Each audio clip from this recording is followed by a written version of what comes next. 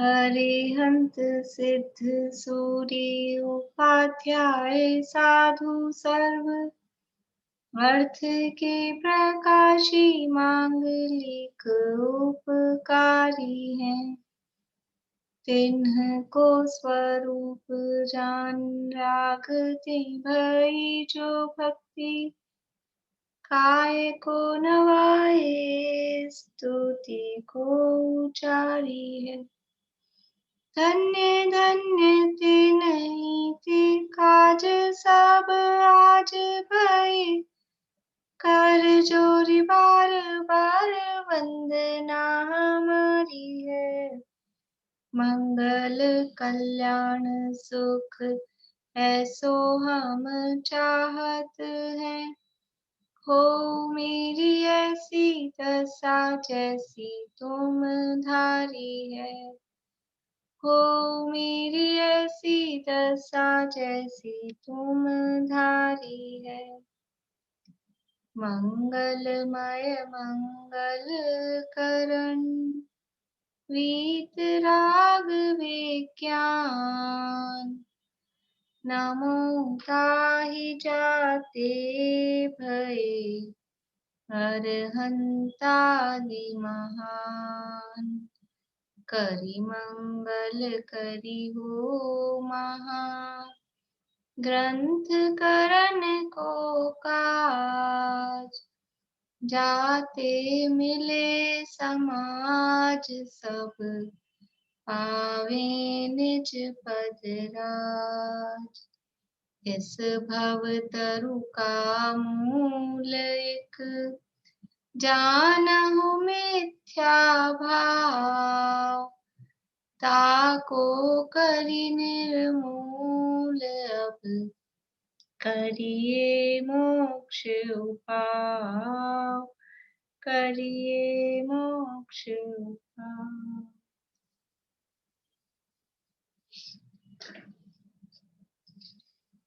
मोक्षमार्ग प्रकाशक में 7वां अधिकार 4 प्रकार के मिथ्या दृष्टियों का वर्णन इसमें किया गया है।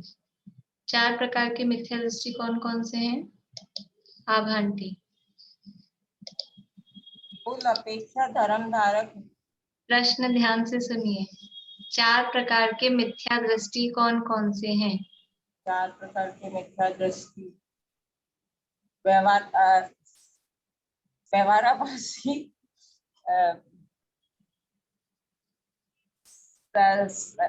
समय के सन्मुख मिथ्या दृष्टि है। एग्जाम किसका हुआ था अभी? सांसारिक नहीं, चलिए कोई बात नहीं। रेखा जी दिल्ली। कुल अपेक्षा से धर्म धर्म व्यवहाराभासी परीक्षा प्रश्न वो भी 4 है, ये भी 4 है। प्रश्न ये नहीं है 4 प्रकार के व्यवहाराभासी। प्रश्न ये है 4 प्रकार की मिथ्या दृष्टि कौन से हैं? बेला भाभी। अरे पहले पेज की बात है, ऐसे भूलते रहेंगे सब तो क्या होगा? बोलो पारुल। निश्चयवासी, व्यवहाराभासी, उभयाभासी, सम्यक सन्मुख, सम्यक के सन्मुख व्यवहार मिथ्या दृष्टि। मिथ्या दृष्टि। अभी आप लोग ऐसे याद करिए, निश्चयाभासी मिथ्या दृष्टि, व्यवहाराभासी मिथ्या दृष्टि, उभयाभासी मिथ्या दृष्टि और सम्यक के सन्मुख मिथ्या दृष्टि। उसके आगे मिथ्या दृष्टि लगाइए, तब समझ में आएगा प्रश्न क्या है, जवाब क्या है। याद थे या नहीं बेला भाभी? याद थे ना? तो वो 4 प्रकार के मिथ्या दृष्टि। वो इतना पहले का था ना, तो सोचा ही नहीं कि वहां पूछ रहे, मुझे दिमाग चलता है। अभी तो मेरा मन तो ये हो रहा था कि निश्चयवासी की मान्यताएं पूछ लूं, लेकिन पहले प्रश्न में ही गड़बड़ हो गई। इसलिए ठीक है। ये कभी कभी प्रश्न बहुत सरल होता है, जब हम सोचते हैं कि पता नहीं क्या है। ऐसा बताएंगे निश्चयवासी की मान्यताएं। 4 मान्यताएं।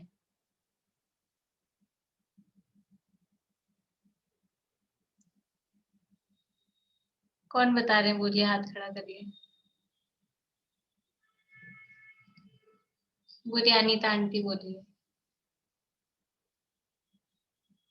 देख के नहीं बतानी है।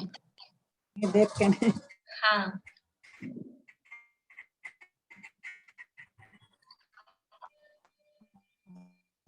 बोलिए। वर्तमान में कुछ भाव समझता है, वर्तमान में ही अपने आप को राग द्वेष से रहित मानता है और वर्तमान में कर्म नवकर्म से भिन्न मानता है। शायद आपका नेटवर्क चला गया था। एक नहीं, निशा आंटी बोलिए। बढ़िया है, सही है। आई नहीं क्या आवाज? नहीं, आ गई, वो पहला रह गया था, कोई बात नहीं। अपने आप को केवल ज्ञान के सहित मानता है, सिद्ध समान मानता है, राग द्वेष का सद्भाव होते हुए भी राग द्वेष रहित मानता है, द्रव्य कर्म नौकर्म भाव कर्म सहित होते हुए भी अपने आप को कर्म रहित मानता है। कर्म नो कर्म में वर्तमान, कर्म नो कर्म से वर्तमान में सहित होने पर भी उनसे अपने को रहित मानते हैं। ठीक है, बढ़िया। निश्चयभासी की स्वच्छंदता।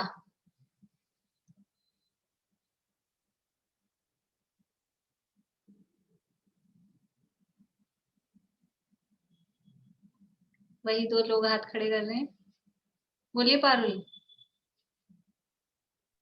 शास्त्रों का अभ्यास व्यर्थ बतलाता है, तपस्या करने को व्यर्थ में कायाकलश बतलाता है, पूजा पाठ को शुभ आश्रम मानकर हे मानता है, द्रव्य गुण आदि को व्यर्थ में मतलब वो उसमें पढ़ना मतलब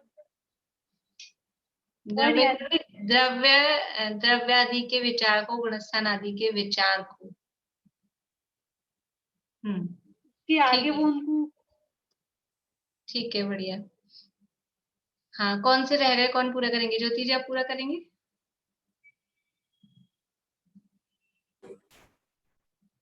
वो त्रिलोक और ये गुणस्थान वगैरह पढ़ने को व्यर्थ मानता है। ठीक है, बोलिए बेला भाभी। और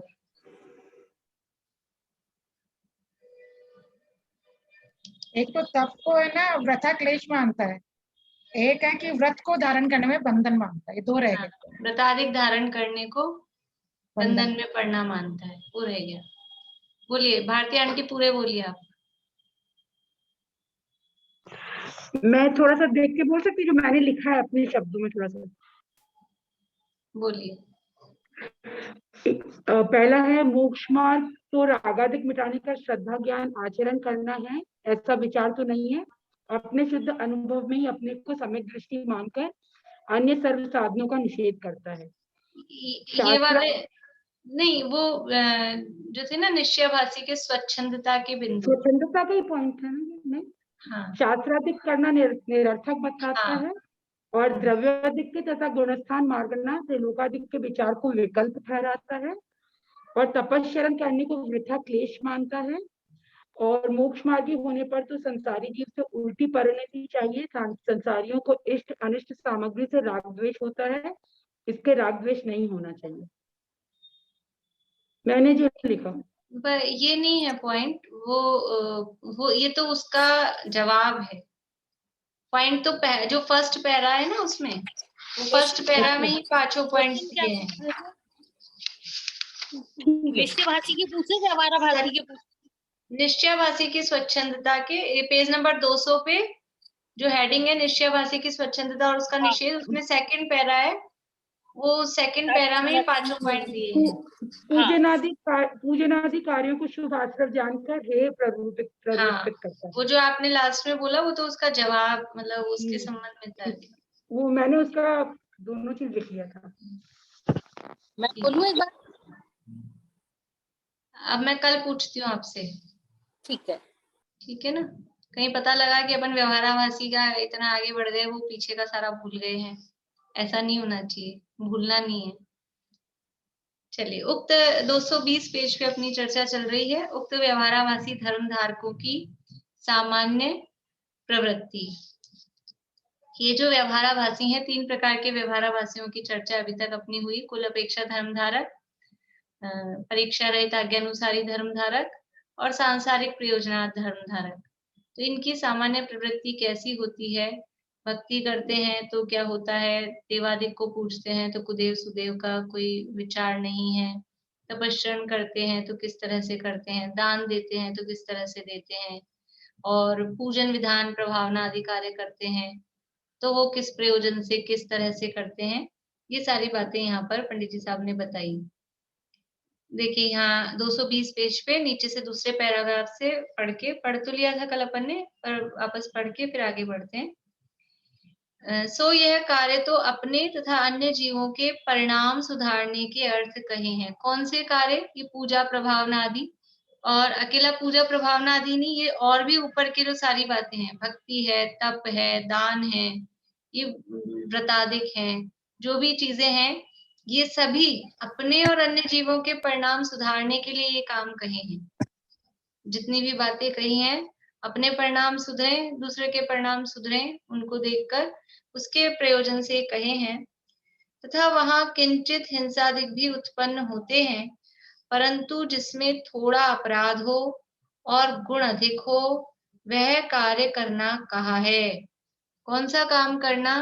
कि जिसमें अपराध थोड़ा हो लेकिन थोड़ा दोष लग के भी फायदा जिसमें ज्यादा हो रहा हो, क्योंकि कोई भी काम करेंगे तो जो भी काम करेंगे उन कामों में जब तक संसार में है तब तक कुछ ना कुछ रूप में वो हिंसा होती ही है। तो हिंसा तो हो रही है, लेकिन जिसमें कम हिंसा होके थोड़ा पाप लग के फायदा ज्यादा हो रहा हो, वो काम करना। तो थोड़ा अपराध हो और गुण अधिक हो, वह कार्य करना कहा है। सो परिणामों की तो पहचान नहीं है, और यहाँ अपराध कितना लगता है, गुण कितना होता है, ऐसे नफा टोटे का ज्ञान नहीं है। हम जो काम कर रहे हैं उसमें हमारे परिणाम कैसे हो रहे हैं, और फिर जो काम कर रहे हैं उसमें कितना पाप हो रहा है, कितना पुण्य हो रहा है। धर्म की तो भी बात ही छोड़ो, लेकिन पुण्य कितना हो रहा है, पाप कितना हो रहा है, ऐसा हिसाब भी नहीं है। पता लगा कि ऐसा अपन करते हैं ना कि कोई बहुत बहुत मेहनत करी, दिन भर बहुत मेहनत करी और व्यापार में, और क्या कमाया दिन भर में, कि बहुत मेहनत करी और 1 रुपया कमाया। तो फिर इतनी दिन भर मेहनत करके 1 रुपया कमाया तो क्या फायदा हुआ, और 1 घंटा ही मेहनत करी और उसमें 100 रुपए कमा लिए। तो ऐसा एक हिसाब लगाता है ना आदमी कि क्या काम करना कि कम मेहनत में या कम पूंजी में अधिक फायदा हो। ऐसा यहाँ अपराध कितना हो रहा है, गुण यानी फायदा कितना हो रहा है, ऐसा नफा टोटे का, नफा यानी फायदा, टोटा यानी नुकसान, इसका ज्ञान नहीं है। विधि अविधि का ज्ञान नहीं है। ये जो भी कार्य कर रहे हैं उसकी क्या विधि है, क्या विधि नहीं है, ऐसा विधि अविधि का भी ज्ञान नहीं है। तो ये बात यहाँ उन्होंने तो मुख्य रूप से पूजा प्रभावना आदि के लिए लिखा है, लेकिन हम सभी कार्यों में इनको लगा सकते हैं, समझ सकते हैं। जो भी ऊपर कार्य बताए सब में उनको समझ सकते हैं। आगे अब बता रहे हैं अपनी बात चालू हो रही है। तथा शास्त्राभ्यास करता है। शास्त्राभ्यास करता है तो कैसे करता है? तो वहां पद्धति रूप प्रवर्तता है। पद्धति रूप मतलब एक पद्धति है, रोज हम मंदिर जाते हैं, वहां पे स्वाध्याय होता है, एक जाके बैठना है, या हमारी पद्धति है कि हम दर्शन पूजन करके, और देव दर्शन की विधि में लिखा है कि थोड़ी देर या तो शास्त्र सभा चल रही हो तो वहां बैठना, नहीं तो खुद स्वाध्याय करना। तो जो भी किताब हाथ में आती है वो खोल के, जो भी पेज खुल जाता है वो खोल के और पढ़ लेते हैं। एक पेज पढ़ने का नियम है, 5 मिनट पढ़ने का नियम है, 10 मिनट पढ़ने का नियम है। तो एक पद्धति, क्योंकि ये एक पद्धति है, जैसे देव दर्शन की एक पद्धति विधि है, आना है, हाथ जोड़ना है, नमोकार मंत्र बोलना है, वो ऑटोमेटिक चालू हो जाता है। जैसे मंदिर में एंटर होते हैं, निश्चय निश्चय निश्चय, और ऑटोमेटिक सारा जैसे कैसेट भरी हो वो चालू हो जाती है, प्ले हो जाती है। वो ऐसा वो जैसे वो सारा काम ऑटोमेटिक होता है, प्रदक्षिणा देना है, स्तुति अपने आप चालू हो जाएगी, वो सब चालू हो जाएगा। ऐसे ही उसके बाद में सारा हो गया अपना पूजन पाठ जो भी है, उसके बाद में अब खोल के, ये भी एक क्रिया है। ऐसा पद्धति रूप प्रवर्तता है। या शास्त्र सभा चल रही है, प्रवचन हो रहे हैं, तो वहां जाके बैठना है, या घर में करता है तो भी एक वही पद्धति है कि हमको करना है। समझ लो बचपन से नियम दिला दिया है, या हमारे बड़े बुजुर्ग करते थे तो हमको भी करना है। ये सब भी उसी तरह से कुल परंपरा से, मतलब शास्त्राभ्यास में भी वो सारी बातें लग जाएगी कि कुल परंपरा से कर रहा है कि सांसारिक प्रयोजन से कर रहा है, कि बस ऐसा ही पद्धति रूप बिना परीक्षा के। आगे करेंगे इसकी बात। तो शास्त्राभ्यास करता है तो वहां पद्धति रूप प्रवर्तता है। कैसे? यदि बांचता है तो औरों को सुना देता है। शास्त्राभ्यास अकेला ये नहीं कि सुनना, पढ़ना वो भी शास्त्राभ्यास है। तो हम पढ़ रहे हैं, बांच रहे हैं, जोर से बोल रहे हैं, तो बांच रहा है तो औरों को सुना देता है। खुद बैठ के लेके पढ़ रहे थे, एक दूसरे अम्मा जी आ गए कि तुम पढ़ रहे हो तो हमको भी सुना दो, तो पढ़ के उनको सुना दिया। यदि बांच रहा है, हम पढ़ रहे हैं तो वो सुना दिया दूसरों को। यदि पढ़ रहा है खुद अकेला ही तो पढ़ जाता है, पढ़ जाता है, पढ़ डाले। एक वो चलती है एक व्यंग्यात्मक रूप में, पढ़कर शास्त्र अनेकों फाड़े, तोड़ी कई मालाएं। यानी इतने शास्त्र पढ़ लिए, पढ़ के फाड़ दिए, मतलब ऐसा। पढ़कर शास्त्र अनेकों फाड़े और इतनी मालाएं फेरी कि वो माला फेर फेर के वो माला टूट गई। तोड़ी कई मालाएं और मान कषाय घिसी न मन की, घिस डाली सारी प्रतिमाएं। वो प्रतिमा का प्रक्षाल करके और अपना सिर रगड़ रगड़ के उनके चरणों में वो प्रतिमा घिस दी, लेकिन अंदर से वो जो मोहराग देश के परिणाम थे, जो कषाएं थी, वो कम नहीं हुई। शास्त्र पढ़ लिए, माला जप ली और प्रक्षाल आदि करके रोज जाके भगवान के ऐसे ऐसे, कुछ लोग होते हैं ऐसे घिसते हैं चरणों में हाथों को ऐसे, तो वो जैसे जैसे पैर दबाते हैं बुजुर्गों के, अपन लेडीज बड़ी लेडीज के ऐसे दबा दबा के, ऐसे वो दबा दबा के ऐसे घिसते हैं। तो घिस दी प्रतिमाएं ऐसे कर करके, लेकिन अंदर जो कषाएं थी वो कषाएं नहीं घिसी। तो शास्त्र पढ़ता है तो आप पढ़ जाता है, पढ़ जाता है, पढ़ डाला, पढ़ लिया, बस पढ़ने को कहा तो पढ़ लिया। सुन, अभी आगे कह रहे हैं पढ़ लिया तो उसका क्या हो रहा है।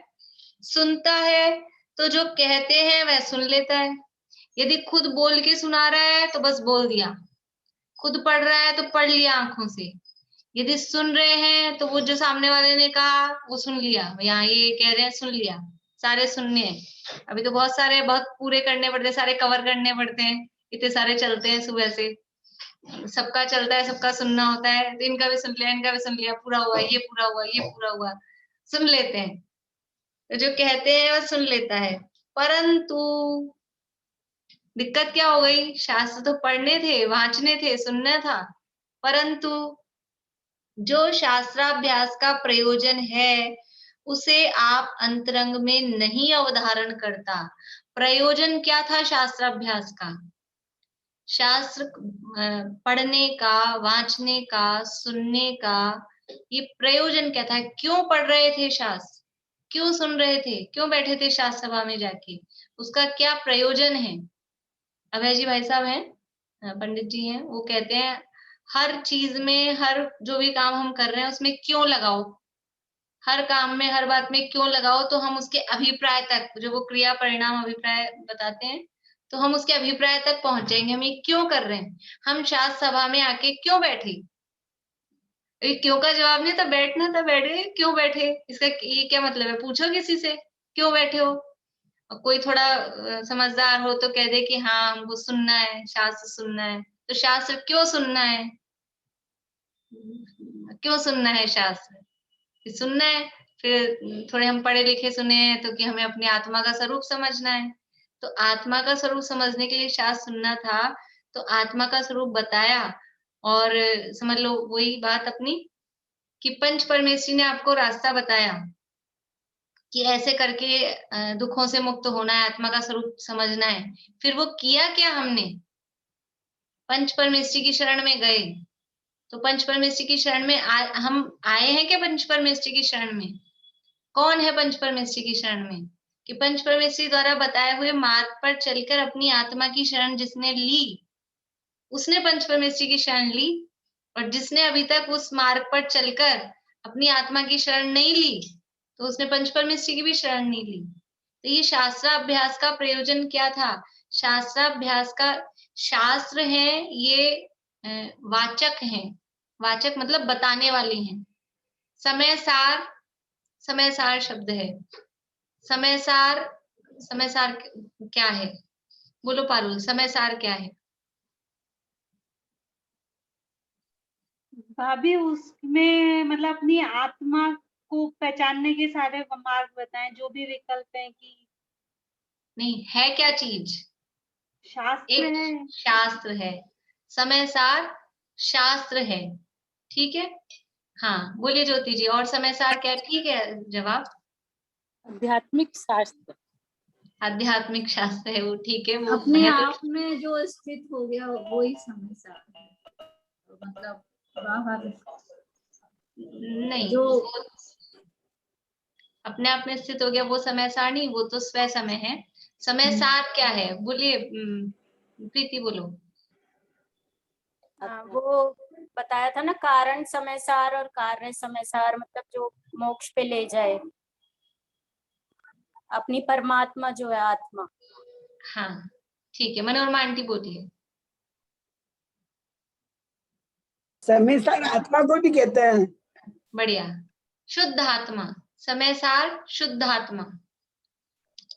समय सार शास्त्र भी है, और समय सार का अर्थ होता है शुद्ध। समय यानी आत्मा, और सारभूत मतलब कर्मों से रहित, द्रव्य कर्म, भाव कर्म, नो कर्म से रहित, वो सार का अर्थ है। यानी शुद्ध आत्मा, एक शब्द में कहें तो शुद्ध आत्मा। वो कारण समय सार और कार्य समय सार, ये अपनी पूजन करते हैं, बिलाहवी पूजन करते हैं दादा वाली, शुद्ध ब्रह्म परमात्मा, उसमें समय सार जिन देव है, समय सार जिन देव है।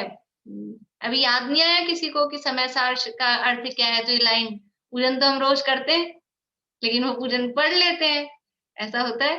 तो वो जो जिनदेव कहा समय सार, वो है कार्य समय सार, और शुद्धात्मा है वो कारण समय सार।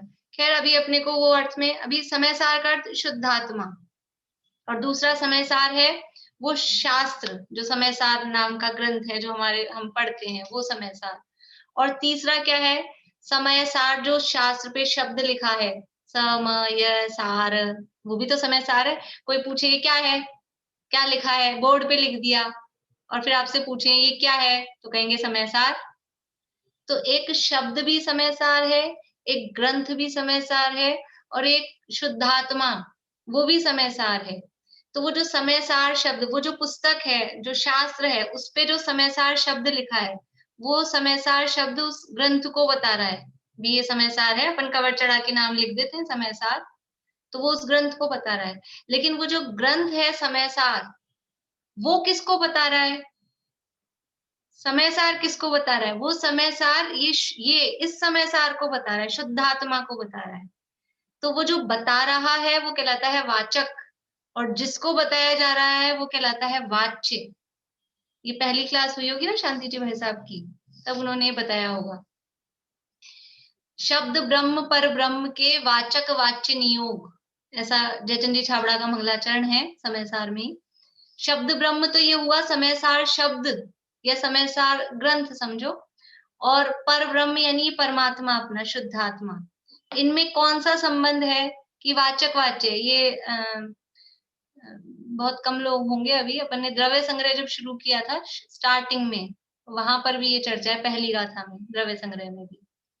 तो ये जो शास्त्र है, ये शास्त्र बता किसको रहा है? शास्त्राभ्यास का प्रयोजन, शास्त्राभ्यास का प्रयोजन कि हमको 1 घंटा टाइम पूरा करना है। अब इतने सारे, कुछ लोग ऐसे बोलते हैं आचार्य लिख लिख के चले गए, कम से कम हम पढ़ तो लें। हम आचार्यों पे मेहरबानी कर रहे हैं, आचार्यों पे मेहरबानी कर रहे हैं कि वो लिख गए तो हम पढ़ रहे हैं। ये उसका प्रयोजन नहीं है। हाँ, हमें आचार्यों की महिमा आदि है, आनी चाहिए, वो अलग मैटर है, वो अलग टाइप है। लेकिन हम ये सोच के कि अब वो लिख गए तो अपन पढ़ लो, तो उनका कुछ उन पे उपकार हो जाएगा, ऐसा नहीं है। शास्त्राभ्यास का प्रयोजन क्या है कि वो जो समयसार ग्रंथ है, ये मोक्ष और प्रकाशक ग्रंथ है, जो भी तत्वार्थ सूत्र, जो भी ग्रंथ हैं, जो भी शास्त्र हैं, सब संपूर्ण जिनवाणी वो किसको बताने के लिए है? किसको बताने के लिए है? एक अपनी शुद्धात्मा को, चारों ही अनियोग। अभी अगला अधिकार आएगा, अभी तो इसमें टाइम बहुत लग रहा है, मुझे थोड़ी जल्द, अभी ऐसा लग रहा था थोड़ा जल्दी वो अधिकार आ जाए। बहुत अच्छा है, 4 अनियोगों का वर्णन है, लेकिन अभी इसमें टाइम लगेगा अपने को। तो चारों ही अनियोग संपूर्ण जिनवाणी वो किसको बताने के लिए है? वो महावीर भगवान की कथा, वो महावीर भगवान को बताने के लिए है, या ये कर्मों की चर्चा, 3 लोक की रचना, ये 3 लोक को दिखाने के लिए है, या ये यहाँ जीव है, यहाँ जीव नहीं है, ये भक्ष्य है, ये अभक्ष्य है, ये उसको बताने के लिए है।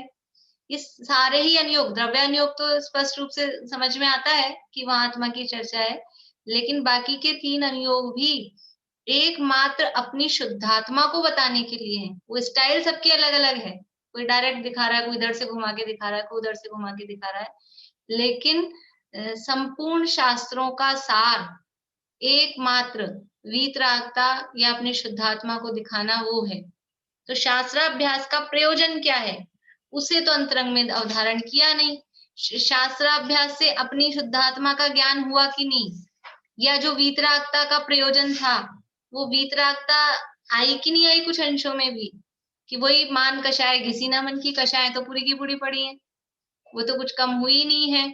अब ये इसीलिए ये पढ़ डालते हैं, जो उसमें लिखा है उसका क्या अर्थ है। जैसे पूजा में, भक्ति में कहा था ना, पाठ में क्या अर्थ है वो कुछ पता नहीं, ऐसे शास्त्र अभ्यास कर रहे हैं तो शास्त्रों का मर्म क्या है, शास्त्रों का तात्पर्य क्या है, संपूर्ण जिनवाणी का तात्पर्य मतलब उसका अर्थ, भावार्थ निकालें। संपूर्ण जिनवाणी का भावार्थ क्या है?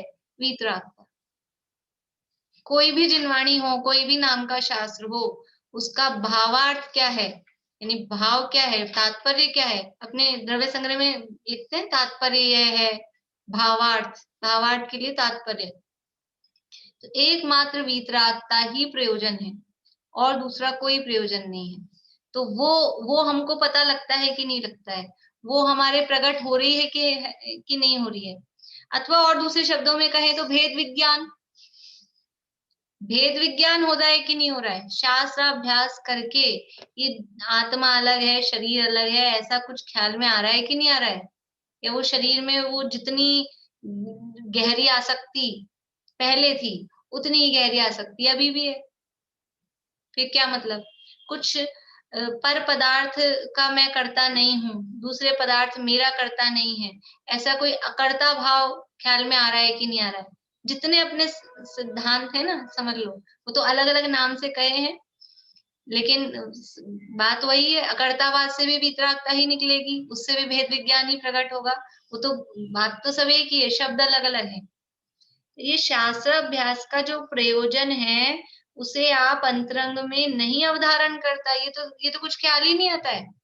शास्त्र पढ़ लिए, अब पढ़ के इससे हो क्या रहा है, इसका प्रयोजन क्या है, ऐसा विचार ही नहीं करते। बस जो पढ़ा दिया, जो सुनता है, जो कह रहा है सुनाने वाला, वो सुन लिया, अपनी अकल ही नहीं लगाते, अपना दिमाग ही नहीं लगाते कि इससे हम किस तरह से हम वीतरागता इससे निकालें, किस तरह से हम भेद विज्ञान का प्रयोजन इससे सिद्ध करें।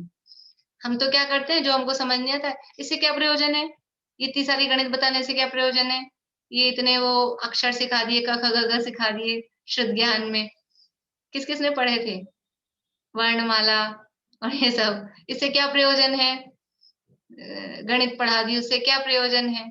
ऐसा लगता है हम उसको अप्रयोजनभूत कर देते हैं। ठीक है, वो अप्रयोजन मतलब इतना प्रयोजन ऐसा साक्षात नहीं समझ में आता, लेकिन उसके माध्यम से भी हमें जिनवाणी की महिमा, अपने ज्ञान स्वभाव की महिमा वो ख्याल में आती है। वीतरागता उत्पन्न हो सकती है। वीतरागता जहां जो प्रकरण उठाएंगे वो वीतरागता का ही पोषक है। जिनवाणी का हर प्रकरण वो वीतरागता का ही पोषक है, अपने आत्म स्वभाव को बताने वाला है, शुद्धात्मा को दिखाने वाला है। वो कुछ ख्याल में नहीं रहता है।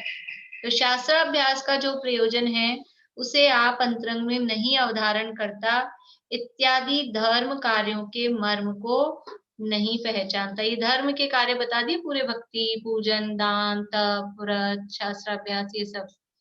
और हम क्यों कर रहे हैं शास्त्राभ्यास? परीक्षा होगी, एग्जाम होगा। यह परीक्षा के प्रयोजन से शास्त्राभ्यास नहीं करना। परीक्षा तो केवल इसलिए होती है कि हमने इतने दिन से जो पढ़ा है तो वापस से उसको एक बार हम पढ़ लें, इस बहाने से पढ़ लेते हैं। लेकिन परीक्षा के प्रयोजन से शास्त्राभ्यास करते हैं तो वास्तव में वो शास्त्राभ्यास का फल नहीं। हमें बोलते भी अपने कि कौन सा अपने को सर्टिफिकेट मिलना है कि हाँ ये रहता है, परीक्षा में अच्छे नंबर आए, वो उद्देश्य रहता है। लेकिन अंदर उद्देश्य ये होना चाहिए, लक्ष्य होना चाहिए कि इस बहाने हम वापस से पढ़ रहे हैं। नहीं एग्जाम होते हैं तो जो प्रवचन होते हैं तो प्रवचन की, जैसे अभी समझ लो एग्जाम हो गया ना निश्चयभाषी का, एग्जाम हो गया तो अब क्या हालत हुई, क्या हालत हुई? एग्जाम हो गया, अब छुट्टी, अब इसको बंद कर दो। ऐसा नहीं है। अभी तो पीछे के अधिकार भूल जाते हैं, वो बात अलग है, क्योंकि हम अब जो चल रहा है करंट में वही सामने रहता है। पीछे के रोज तो पूरा पूरा मोक्षम प्रकाशक उठा के पढ़ नहीं सकते, लेकिन फिर भी वो बातों को, कुछ विषय जो है वो हमें ख्याल में कब रहेंगे कि वो प्रयोजनभूत लगेंगे, तो वो ख्याल में रहेंगे कि ये जो मान्यताएं हैं, ऐसी विपरीत मान्यताएं हैं, ये हमारे में ना आ जाए। और भी जो प्रकरण पीछे अपन ने पढ़े हैं, मति ज्ञान की पराधीन, दूसरा तीसरा अधिकार जो है, पराधीनता वगैरह के जो प्रकरण थे, तो वो भेद विज्ञान के प्रकरण है वो, कि कैसे हमारी इस सूक्ष्म ज्ञान की पराधीनता है, किस तरह से हम अपने जरा से ज्ञान का अभिमान करते हैं, वो कितना पराधीन है। ख्याल में आ रहा है आप लोगों को कि वो इंद्रियों के माध्यम से जाने, आंख से जान, आंख का ही उदाहरण उसमें मुख्य रूप से दिया है। फिर आंख के भी सामने जो होगा उसी को जानेगा, और फिर आंख में भी यदि कम देखे, थोड़ा देखे, विपरीत देखे, चश्मा लगाने पर देखे, और फिर कोई लाल कांच आगे आ जाए तो लाल दिखता है, हरा आ जाए तो हरा दिखता है, और प्रकाश भी चाहिए। वो सारी कितनी सारी पराधीनताएं हैं, इतनी सारी पराधीनताएं। हर प्रकरण जो भी है वो भेद विज्ञान कराने वाला, वितरागता उत्पन्न कराने वाला, ये जिनवाणी का हर प्रकरण ऐसा है। तो ये शास्त्राभ्यास का जो प्रयोजन है, ये प्रयोजन हमें ख्याल रखना चाहिए। और जो भी शास्त्राभ्यास हम कर रहे हैं वो अपने आत्म कल्याण की भावना से करना चाहिए। चाहे सुन रहे हो, चाहे सुना रहे हो, चाहे सेल्फ पढ़ रहे हो, जो भी काम हम कर रहे हैं, यदि हम पूजन भक्ति भी कर रहे हैं तो इसमें भगवान की पे कृपा कर रहे हैं। तो पूजन भक्ति किसके लिए कर रहे हैं? वो भी अपने आत्म कल्याण के लिए। जो भी काम हम, ये धार्मिक, ये जो क्या है ना, धर्म कार्य, जितने भी धर्म कार्य हैं वो अपने आत्म कल्याण की भावना से करने चाहिए।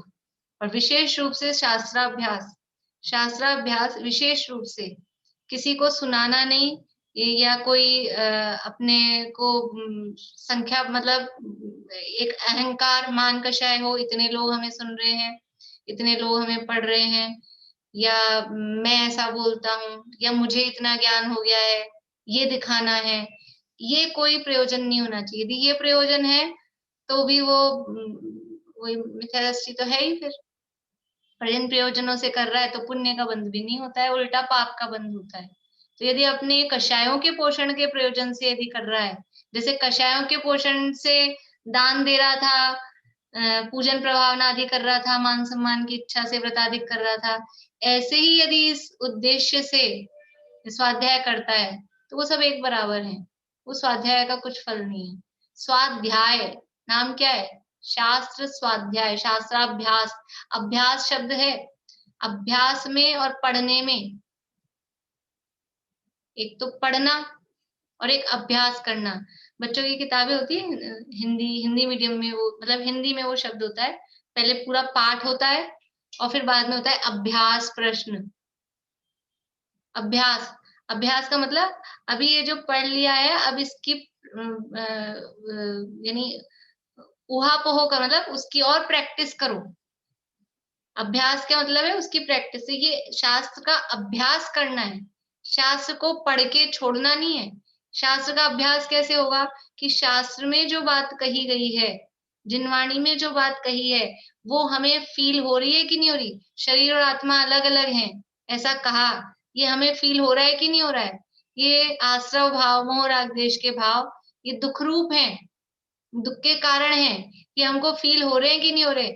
यदि फील हो रहे हैं तो अभ्यास हो रहा है, और बस पढ़ लिया। ये सभी जीव निबद्ध ध्रुव शरणहीन नित्य हैं, दुख रूप दुख फल जान कर इनसे निवर्तन बुद्ध करें। गाथा पढ़ ली समय सार की, लेकिन वो अभ्यास में, यानी ये हमको यहाँ फील हो रहा है कि नहीं हो रहा है, मजा तो हमको इसी में आ रहा है, राग करने में। हाँ मेरा बेटा, हाँ मेरी बेटी, हाँ मेरे माता पिता।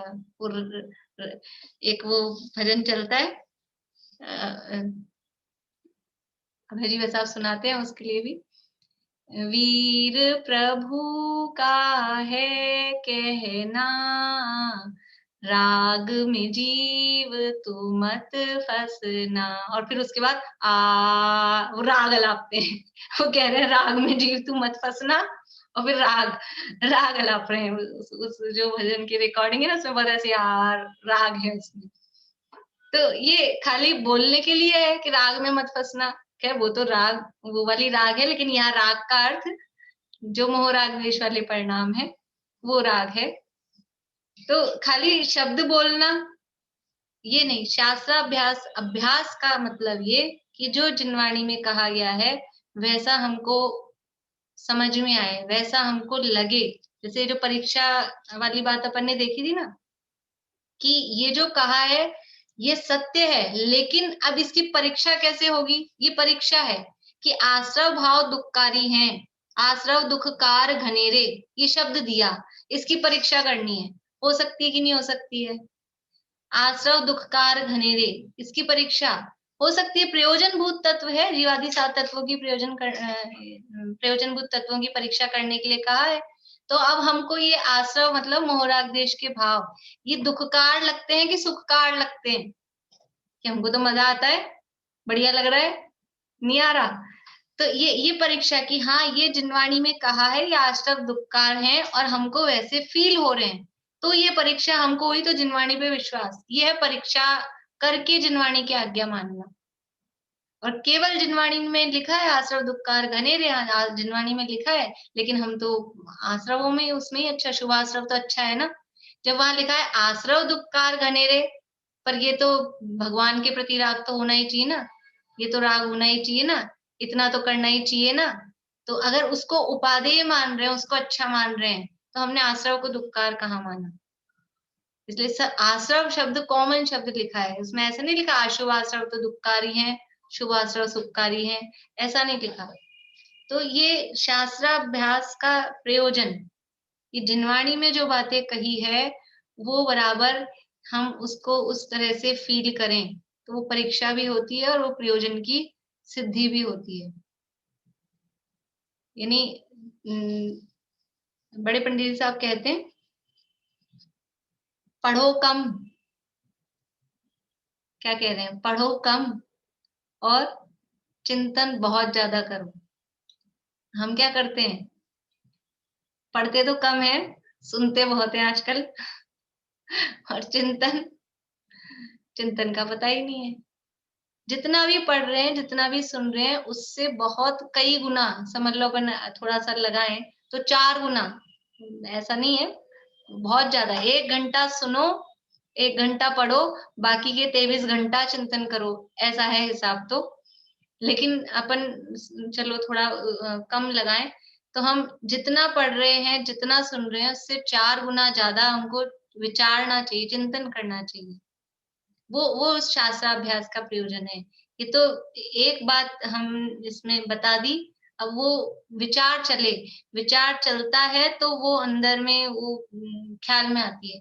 नहीं तो जो हमारे साथ होता है ना कि बस पढ़ लिया निकल गया, फिर आगे बढ़ गए, क्योंकि विचार चिंतन नहीं करते। इसलिए ये जो भी है धर्म कार्य, उन धर्म कार्यों के मर्म, जितने भी धार्मिक कार्य हैं, सारे धार्मिक कार्य थे, इनके मर्म के पहचानने के लिए उसको जो प्रयोजन है वो अंतरंग में उसका अभिप्राय धारण करना चाहिए। देखिए ये पढ़ लेते हैं आगे की एक पैराग्राफ और, पेज नंबर 221। कितने तो जिस प्रकार कुल में बड़े प्रवर्तते हैं उसी प्रकार हमें भी करना। ये तो सारी चीजें तो बता दी, भक्ति, पूजन, दान, तप, व्रत, शास्त्राभ्यास, ये सारी। अब बता रहे हैं और कि जैसे कुल में बड़े प्रवर्तते हैं उसी प्रकार हमें करना है सभी चीजों में, भक्ति हो, पूजन हो, व्रत हो, तप हो, दान हो, सब में, किसी भी चीज में जैसा बड़े कर रहे हैं उसी प्रकार हमें भी करना, अथवा दूसरे करते हैं वैसा हमें करना, या ऐसा करने से हमारे लोभ आदि की सिद्धि होगी। ये तीनों प्रकार के कुल अपेक्षा भी हो गए, और दूसरों की देखा देखी यानी आज्ञा अनुसार ही समझ लीजिए, और लोभ आदि की सिद्धि होगी तो वो सांसारिक प्रयोजनार्थ इत्यादि विचार सहित अभूतार्थ धर्म को साधते हैं। अभूतार्थ धर्म, अभूतार्थ किसे कहते हैं? अभूतार्थ व्यवहार, हाँ, व्यवहार हो अभूतत्व, व्यवहार को अभूतार्थ कहते हैं। और शब्दार्थ करें तो असत्यार्थ, असत्यार्थ, अभूत और अभूत अर्थ, तीन शब्द हैं। बोलिए। जिसका प्रयोजन नहीं है, ये नहीं। प्रयोजन नहीं, भूत का मतलब है विद्यमान, और अर्थ यानी, हाँ, अर्थ यानी पदार्थ, और अ यानी नहीं है। तो जैसा पदार्थ विद्यमान नहीं है वो कहलाता है अभूतार्थ। तो व्यवहार ने जैसा कहता है वैसा पदार्थ नहीं होता है। व्यवहार ने कहता है लेकिन पदार्थ वास्तव में वैसा नहीं होता है। शरीर और आत्मा को एक कहता है, तो क्या शरीर और आत्मा एक होते हैं? नहीं होते हैं, इसलिए उसको कहते हैं अभूतार्थ। तो ये अभूतार्थ धर्म को साधते हैं, ऐसा करके वो व्यवहार धर्म कर रहे हैं। व्यवहार, लेकिन वो व्यवहार भी सच्चा नहीं है। और इसको हम सीधा सीधा अर्थ लें, अभूतार्थ का अर्थ झूठा, तो झूठा धर्म कर रहे हैं। वो सच्चा भी नहीं कुछ भी, मतलब व्यवहार की जो क्रियाएं हैं वो भी उनकी सच्ची नहीं हो रही। क्यों? कि कुल अपेक्षा कर रहे हैं, दूसरों की देखा देखी कर रहे हैं, या हमारे लोभाधिक की सांसारिक प्रयोजन की कोई सिद्धि होगी उस अपेक्षा से कर रहे हैं, इत्यादि विचार सहित अभूतार्थ धर्म को साधते हैं। तथा कितने ही जीव ऐसे होते हैं जिनके कुछ तो कुलादि रूप बुद्धि है, कुछ धर्म बुद्धि भी है। कुछ तो है केवल कुल की बुद्धि से, हमारे कुल में ऐसा चल रहा है तो हमें करना है, या किसी की देखा देखी दूसरे कर रहे हैं, सब कर रहे थे तो हमने भी किया, या इससे हमारा कुछ लाभ हो जाएगा इसलिए किया। वो तो केवल प्योरली उन प्रयोजन से कर रहे हैं। पर कुछ जीव ऐसे होते हैं जो कुल में भी हो रहा है इसलिए भी, और थोड़ी बहुत धर्म की भी बुद्धि है। कुल में कर रहे हैं, कुल हो रहा है इसलिए भी कर रहे हैं, लेकिन थोड़ी सी उनकी धार्मिक दृष्टि भी है, तो कुछ धर्म बुद्धि भी है, इसलिए पूर्वोक्त प्रकार भी धर्म का साधन करते हैं। और कुछ आगे कहते हैं, उस प्रकार से अपने परिणामों को भी सुधारते हैं, मिश्रपना पाया जाता है। अभी ये समझ लो, जो अगला धर्म बुद्धि से धर्म धारक है उसकी उत्थानिका के रूप में लाइनें हैं, और इसकी विशेष चर्चा कल तो अभी फ्राइडे है ना, आज थर्सडे है ना, तो विशेष चर्चा इसकी कल करके फिर आगे बढ़ेंगे। बोलिए भारती आंटी।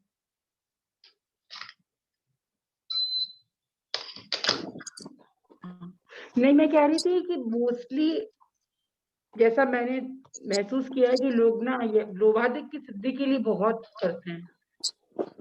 हरदम जब भी कुछ करेंगे तो उसमें कुछ लोभ जरूर रहता है, पीछे रहता है, अंदर कहीं ना कहीं वो छुपा हुआ रहता है। कि हमारा ये ठीक हो जाए, हमारा वो भय, या तो भय रहता है या लोभ रहता है, ये रहते हैं कुछ प्रयोजन। ये जब हमारे शुभ आश्रम रहते हैं, जब बहुत पुण्य का उदय रहता है, उस समय तो ऐसे होते हैं कोई जिनके बहुत पुण्य का उदय, बहुत सब चीज अनुकूल है जिंदगी में, और उनको फिर भी धर्म में रुचि हो, ऐसे होते हैं लोग, होते हैं। मुझे लगता है कि जैसे आपको सब कुछ अगर मिलता है जिंदगी में, आपके एकदम सब कुछ अनुकूल आपके चल रहा हो, तो पता नहीं क्यों मुझे ऐसा होते हैं, कम होते हैं, वो तो है, दुख में सुमिरन सब करे, सुख में करे ना कोई, ऐसे दुनिया में कहावत है। लेकिन फिर भी ऐसे होते हैं, बहुत है, अपने सामने दिखते हैं, बहुत लोग ऐसे भी होते हैं, बाहरी अनुकूलताएं बहुत है, फिर भी धार्मिक रुचि धर्म नहीं, पर इसमें रुचि होने से और इसका मर्म समझने आने लगे तो सच में वाकई अंदर से मेरे को, मैं अपना एक्सपीरियंस से बता रही हूँ, एक अंदर से एक मतलब बहुत अच्छा लगता है, मैं क्या बताऊँ। बोलिए वर्षा भाभी। वो एक क्वेश्चन था, विपाकोदय उसे ही कहते हैं ना कि कर्मों का समय, अपने समय आने पर कर्मों का उदय में आना। हाँ, और उसको एक शब्द में कैसे बोलेंगे? एक शब्द में तो उदय बोलेंगे। उदय ही आएगा ना इसका आंसर। हाँ, ठीक है। चलिए, जिनवाणी स्तुति बोलते हैं।